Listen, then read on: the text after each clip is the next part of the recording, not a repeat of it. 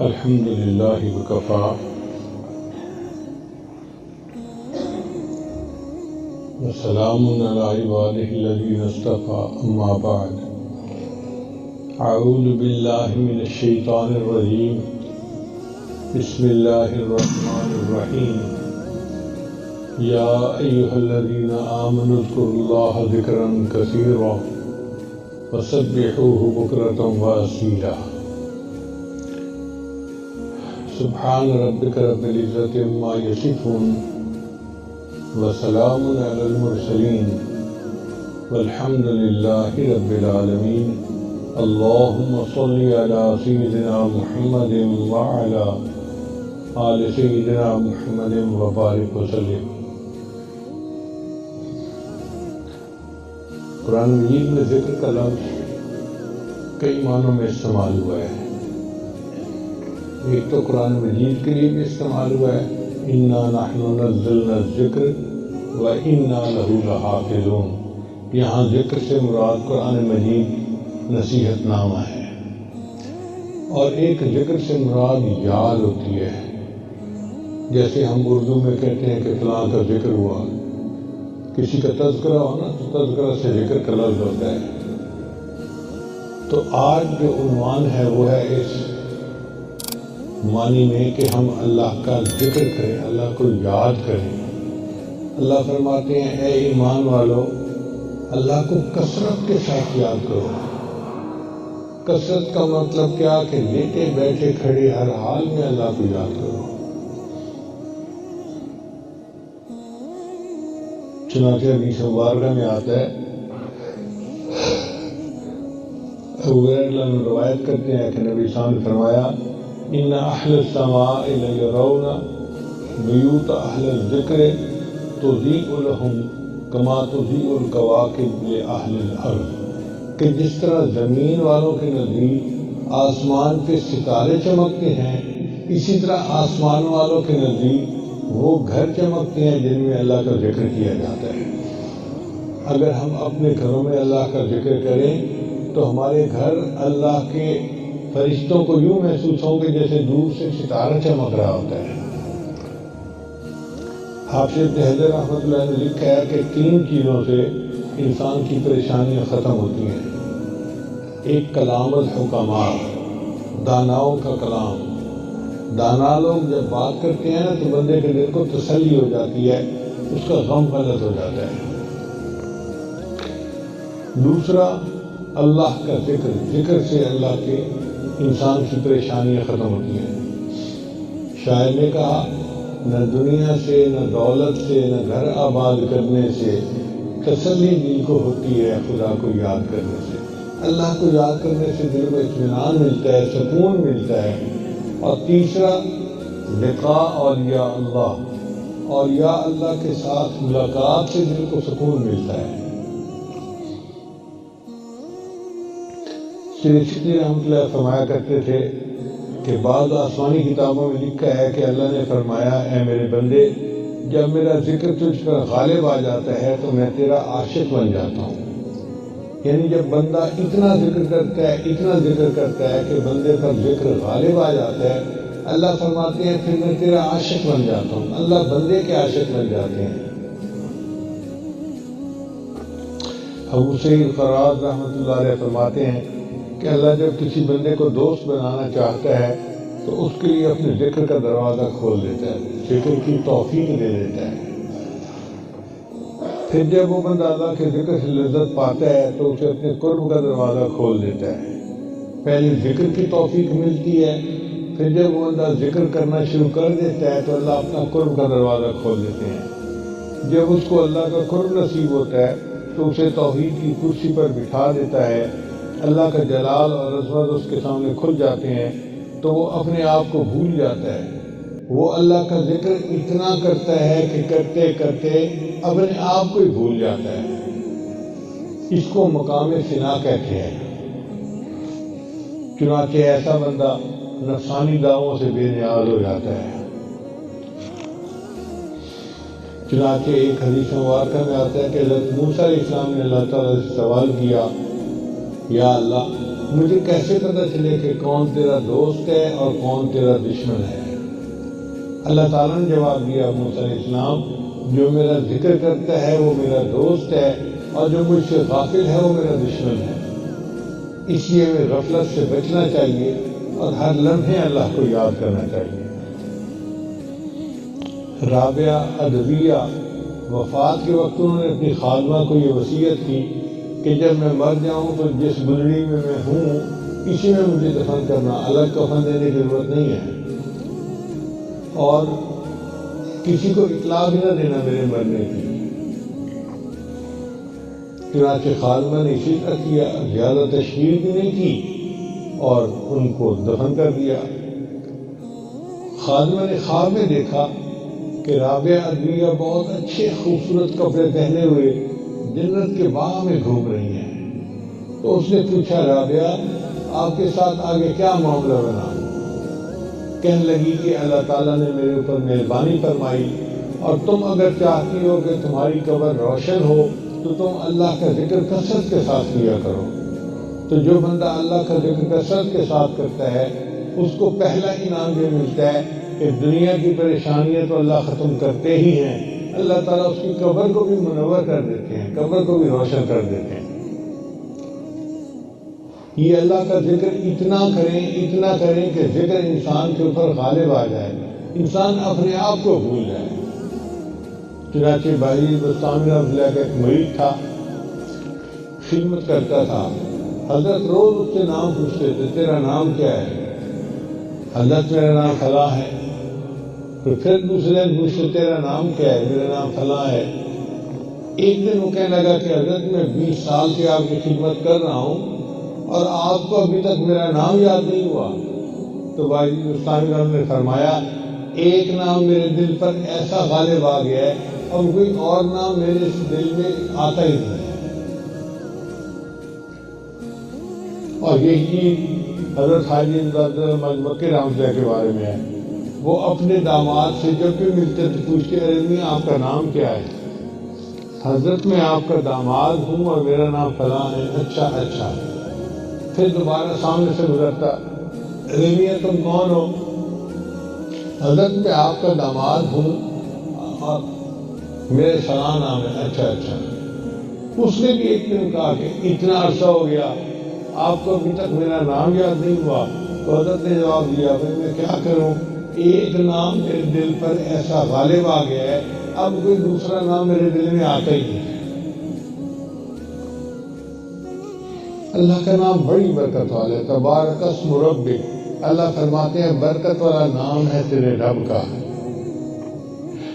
اس نام کی برکت کا اندازہ لگائیے کہ ایک لڑکی جو غیر محرم ہے، اس کی طرف دیکھنا حرام، اس سے بات کرنا حرام، اس کے بارے میں سوچنا حرام، وہ غیر محرم لڑکی اگر نکاح کے بندھن میں بن جاتی ہے تو وہ بیوی بن جاتی ہے، سب اپنوں سے بڑی اپنی بن گئی اور رازدار زندگی کی ساتھی بن گئی۔ اس کو کس چیز نے ساتھی بنایا؟ اللہ کے نام نے اس کو ساتھی بنایا۔ ہم جو نکاح پڑھتے ہیں تو اللہ کے نام پہ رشتہ ہوتا ہے۔ اللہ تعالیٰ قرآن میں فرماتے ہیں کہ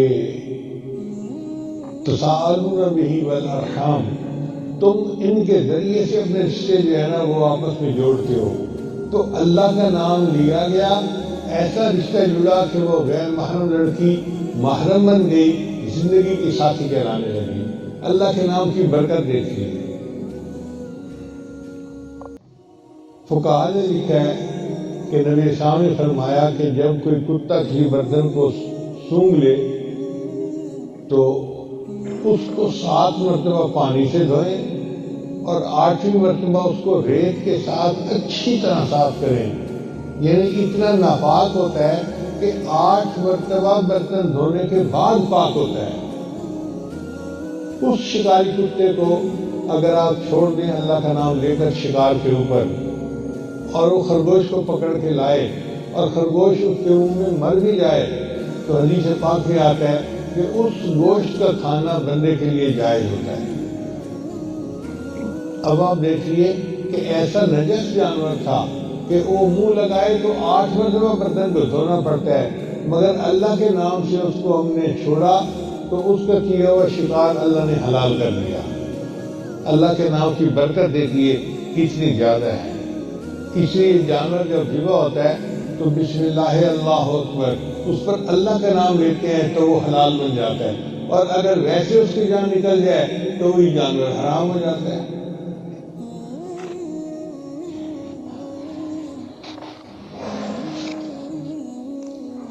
اس لیے یحییٰ بن معاذ رضی اللہ عنہ فرماتے تھے، اے اللہ دن اچھا نہیں لگتا مگر تیری یاد کے ساتھ، اور رات اچھی نہیں لگتی مگر تجھ سے راز و نیاز کے ساتھ، دنیا اچھی نہیں لگتی مگر تیری اطاعت کے ساتھ، اور جنت اچھی نہیں لگتی مگر تیرے دیدار کے ساتھ۔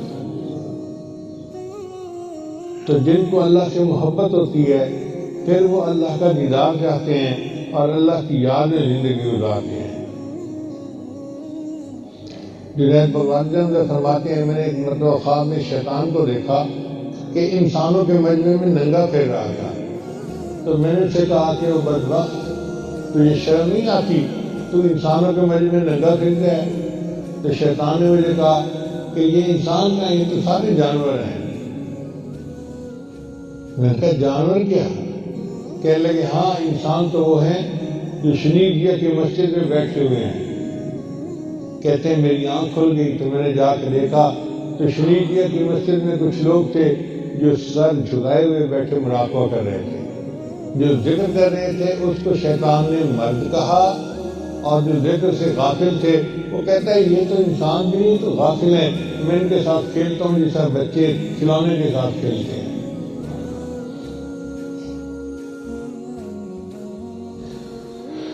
چنانچہ قرآن مجید کی آیت ہے وَكَانَ تَحْتَهُ كَنْزٌ لَهُمَا،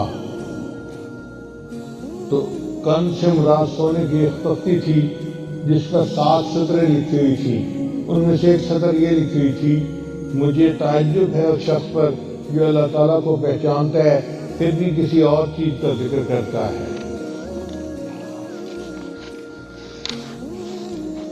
ابو امامہ رضی اللہ عنہ فرماتے ہیں، ایک آدمی نے مجھے کہا کہ میں نے خواب میں دیکھا آپ جب کھڑے ہوتے ہیں یا بیٹھتے ہیں، اندر جاتے ہیں یا باہر آتے ہیں تو فرشتے آپ کے لیے دعا کرتے ہیں۔ یعنی صحابی سے اس بندے نے کہا کہ میں نے یہ خواب دیکھا ہے کہ آپ جب اٹھتے ہیں بیٹھتے ہیں اندر جاتے ہیں یا باہر آتے ہیں تو فرشتے آپ کے لیے دعائیں کرتے ہیں۔ ان کا کہ یہ کام تو تم بھی کر سکتے ہو۔ پوچھا وہ کیسے؟ ان قرآن مجید کی آیت پڑھی، یا ایھا الذین آمنوا اذکروا اللہ ذکرا کثیرا وسبحوہ بکرۃ وأصیلا، کہ اے ایمان والو اللہ کا ذکر کثرت سے کرو اور صبح شام اپنے اللہ کی تسبیح بیان کرو۔ هو الذی یصلی علیکم، وہ اللہ تمہارے اوپر رحمتیں نازل فرمائے گا، وملائکتہ، اور اس کے ملائکہ بھی تمہارے اوپر رحمتیں نازل کریں گے، لیخرجکم من الظلمات الی النور، تاکہ تمہیں ظلمت سے نکال کر روشنی کی طرف لے جائیں، وکان بالمؤمنین رحیما، اور اللہ تعالیٰ ایمان والوں کے لیے بڑا رحیم ہے۔ اس کا مطلب یہ کہ جو بندہ کثرت کے ساتھ ذکر کرتا ہے اللہ بھی رحمتیں برساتے ہیں اور اللہ کے فرشتے بھی اس کے لیے دعائیں کرتے ہیں۔ اب آپ سوچئے کہ یہ کتنا عجیب معاملہ ہوگا کہ اللہ کے فرشتے اٹھتے بیٹھتے کھڑے ہر وقت ہمارے لیے دعائیں کر رہے ہوں، اور یہ تبھی ممکن ہے جب ہم اللہ کا ذکر کثرت کے ساتھ کریں گے۔ چنانچہ نبی اسلام سے ایک حدیث مبارکہ منقول ہے کہ آپ نے ارشاد فرمایا 3 بندوں کی دعا رد نہیں ہوتی۔ ایک، جو بندہ اللہ کا ذکر کثرت کے ساتھ کرتا ہو وہ مستجاب الدعوات بن جاتا ہے، اس کی دعائیں قبول ہوتی ہیں۔ اور دوسرا، ودعوت المظلوم، مظلوم جو دعا کرتے ہیں اللہ اس کی دعا کو رد نہیں کرتے، دعا کو قبول فرما لیتے ہیں۔ وہ امام المقسط، اور جو عادل امام ہوتا ہے یعنی سربراہ ہوتا ہے مگر عادل ہو تو اللہ اس کی دعا کو بھی قبول فرما لیتے ہیں، رد نہیں فرماتے۔ تو 3 بندوں کی دعا کو اللہ رد نہیں فرماتے، ان میں ایک وہ بندہ جو وقت کا بڑا ہو اور عادل ہو، دوسرا وہ بندہ جو مظلوم ہو، اور تیسرا وہ بندہ جو اللہ کا ذکر کثرت کے ساتھ کرتا ہو۔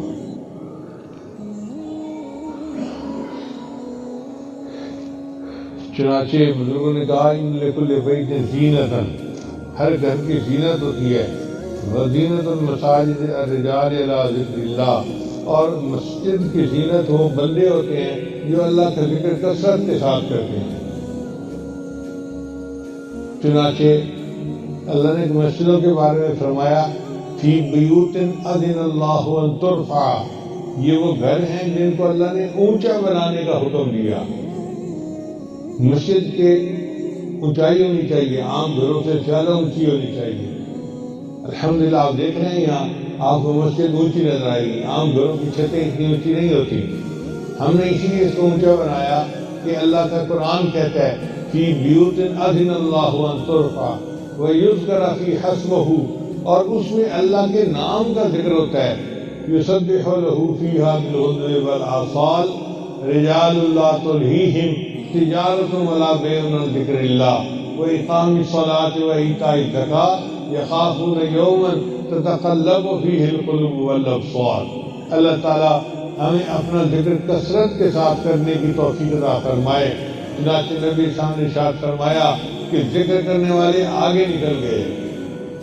تو ایک صحابی نے پوچھا اے اللہ کے رسول آگے نکل گئے سے کیا مراد؟ فرمایا جو اللہ کا ذکر کثرت کے ساتھ کرتے ہیں اللہ ان کو اپنا قرب عطا کر دیتا ہے اور دوسروں سے آگے نکل جاتے ہیں۔ ایک حدیث مبارکہ میں آتا ہے کہ اللہ تعالیٰ نے موسیٰ علیہ السلام کو فرمایا اتحب ان اسکن معاک فی بیتک یا موسیٰ، اے موسیٰ علیہ السلام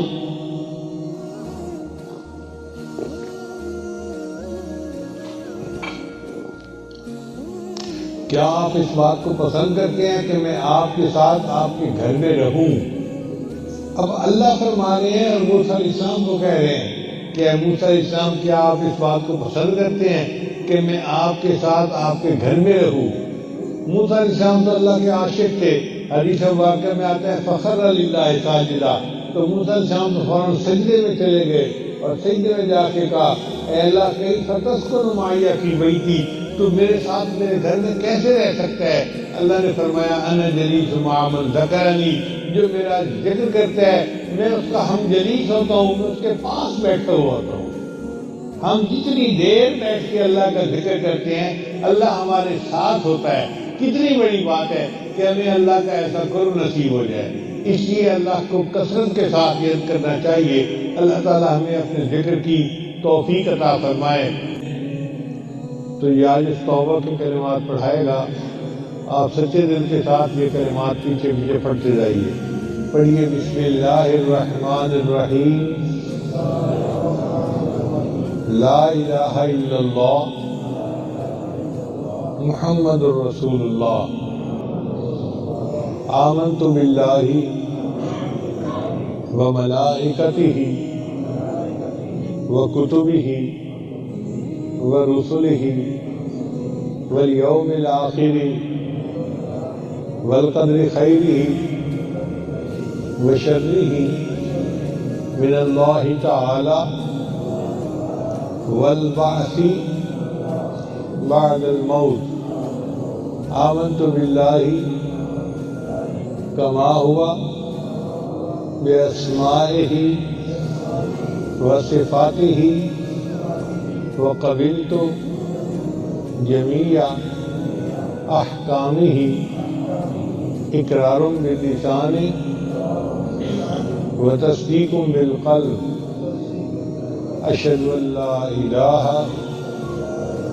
الا اللہ واشہد ان محمدا عبدہ ورسولہ، استغفر اللہ ربی من کل ذنب واتوب الیہ برحمتک یا ارحم الراحمین۔ ان کلمات کو پڑھنے سے ہم تو بتائے ہو چکے ہیں، چند معمولات ہیں جن کو باقاعدگی سے کریں گے تو اللہ تعالیٰ دل کو منور کریں گے۔ پہلا عمل ہے 100 مرتبہ استغفار صبح شام پڑھنا، دوسرا ہے 100 پڑھ رہا ہے اور میں سن رہا ہوں۔ انشاءاللہ 15-20 منٹ صبح شام مراقبہ شروع کر دیں گے، آپ کے دل میں اللہ کی محبت بڑھے گی، آپ خود اس کی حرارت کو محسوس کریں گے۔ اللہ تعالیٰ سب کو اپنے مقبول بندوں میں شامل فرمائے۔